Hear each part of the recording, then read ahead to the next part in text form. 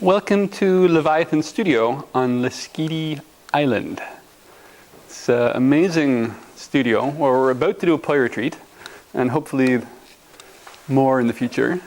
And this is where we're going to begin our poi adventure.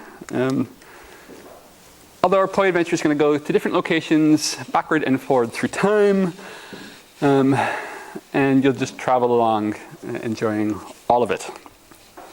So by now you have a set of poi, and you're ready to start this adventure. And I recommend that you have very soft poi, something really soft. In my poi, it's given to me by a friend, I currently have, of all things, one of these, which actually makes a really great little poi ball.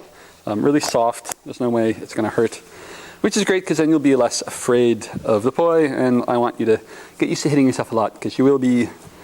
And if you're not afraid of your poi, it'll all go a lot easier. So, soft poi.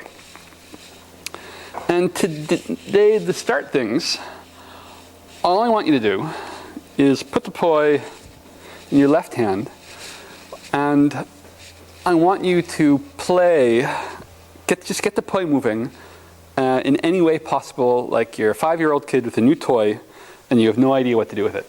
But you want to do something, so I just want you to swing it around. You can like attack things in your living room. You can chase your pets. You can bounce it off your body, off your legs, off your feet, off your head. You can try to figure out what kind of shape you can make. You can think of your favorite superhero, and like they're fighting some supervillain. You can throw the poi and then go get it. You can pretend you're searching for water, like it's a dowsing rod. You can pretend it's a pet. You can pretend it's a scientific instrument for measuring things. You can let it swing. You can let it swing towards you and get out of the way. You can let it go under your legs. Once you've learned poi moves, you can never go back to playing poi like you don't know anything again. So you will never ever be able to do this again, playing not knowing anything. So if you're totally new to poi, you're in a really fortunate position, and take advantage of it.